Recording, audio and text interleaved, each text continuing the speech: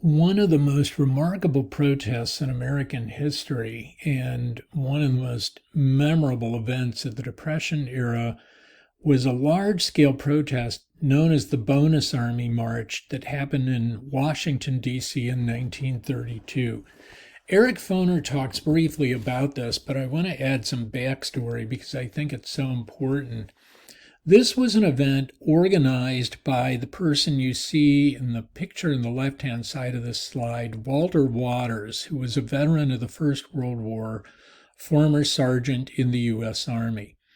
What set this in motion is that a congressman from Texas had proposed a piece of legislation whereby veterans of World War I would receive a bonus for their military service, meaning a one-time payment that was originally proposed to be $1,000. Now, that doesn't sound like much by our standards today. It was a significant amount of money in the 1920s.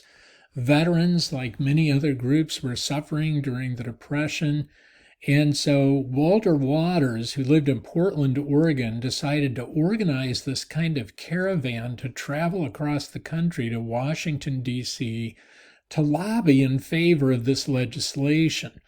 And as word of this spread, other veterans from around the country began forming caravans to travel to Washington, D.C., so they could join in the lobbying effort. Many of these veterans, as you see in this one picture on the right side, taken in the railroad yards, one of the railroad yards in Washington, D.C., many veterans who didn't have cars, couldn't afford train travel, literally hopped freight trains to travel to the city. Hundreds of veterans came in first week.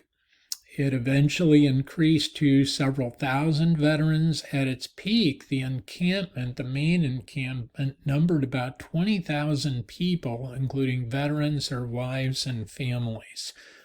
So let's look at what happens as a result of the Bonus Army protest.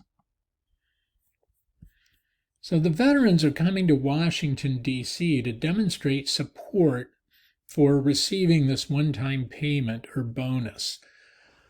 Herbert Hoover, along with everybody in his administration, was opposed to the bonus bill. And Hoover's argument was twofold. One, he said the government shouldn't be in the business of providing money to people. Secondly, he argued that this would cause an unbalanced budget, put the federal budget at a deficit. One of the most outspoken opponents of it was Hoover's Secretary of War, Patrick Hurley, who opposed doing anything to even help the veterans once they arrived in Washington, D.C.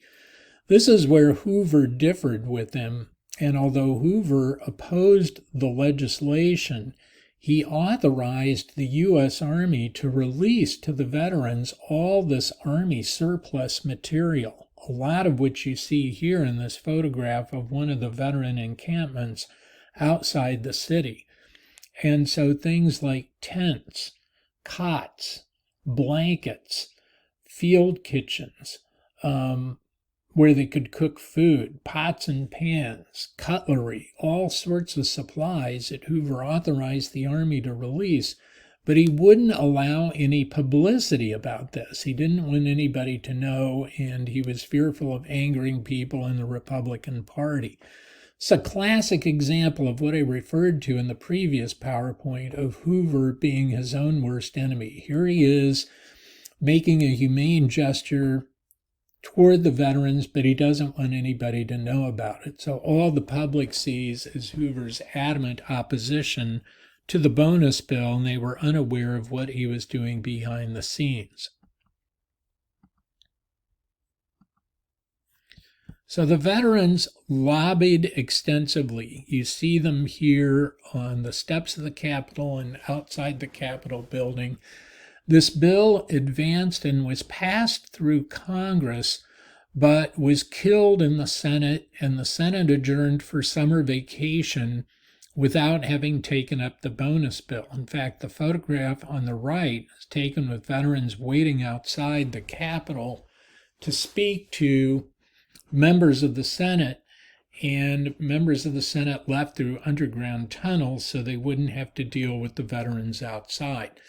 The veterans were here in the process of lobbying for this legislation for several months, and many people in Washington, D.C., who opposed them began to feel like their city was under siege, even though all these demonstrations were completely peaceful. But this is the height of summer in Washington, D.C. If any of you have ever been there, D.C., much like St. Louis, it's very hot and humid during the summer months.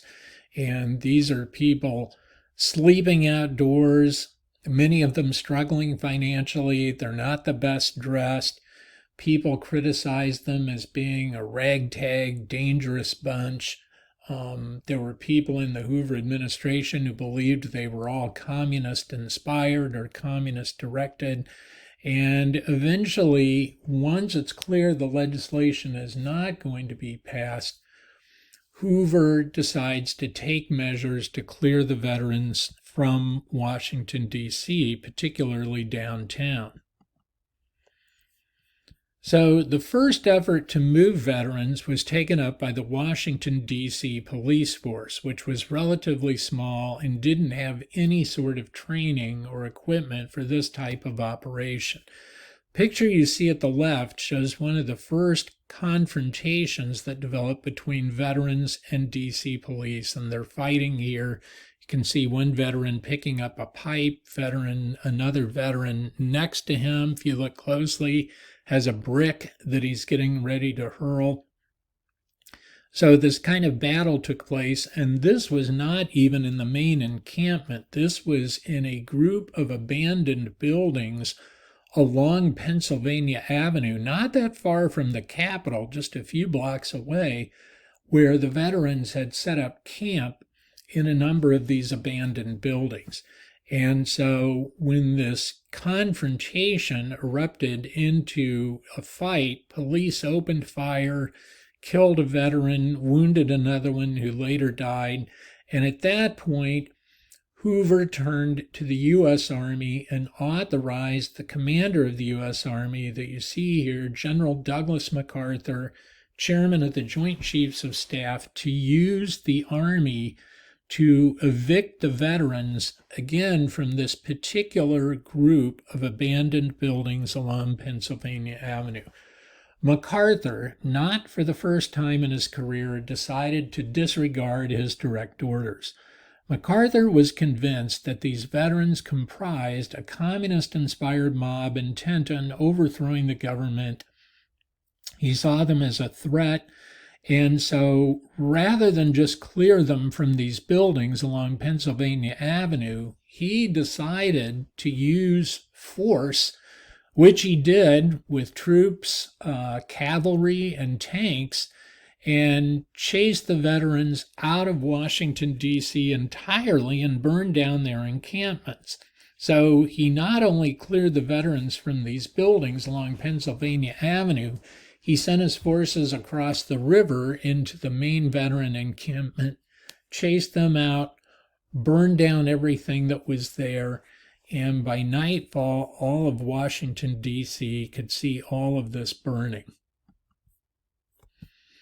So here you see this picture is actually taken before nightfall, showing part of the action of soldiers under MacArthur's order.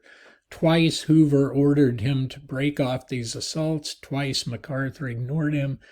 And so I want you to think about what this represents. Okay, here you have, during the middle of the Depression, thousands of veterans engaged in peaceful protest being chased out of the streets of our nation's capital by armed soldiers, much younger than the veterans of the First World War, but using tear gas, bayonets, cavalry, tanks. It's absolutely incredible, and I think it speaks volumes to the kind of mixed feelings that Americans have about protest and freedom of speech. I mean, we see this playing out today, too. People seem to only be tolerant of this for so long. This was a political disaster for Herbert Hoover. Hoover took full responsibility for this publicly. Privately, as you might guess, he was furious and subjected Douglas MacArthur to a profanity-laced tirade to his face. He didn't fire MacArthur as he should have, and MacArthur's entire military career is littered with episodes like this where he disregards order, and eventually this is what's going to get MacArthur fired by President Harry Truman during the Korean War. But to the public, this reaffirms the perception of Hoover as this aloof, uncaring guy in the White House who doesn't care that Americans are suffering. And this happened in 1932, which was a presidential election year. Complete disaster for Hoover, and was one of the contributing causes to his defeat by Franklin Roosevelt in the election of 1932. But it's a completely, utterly fascinating episode in American history from this period, one that remains little known even today.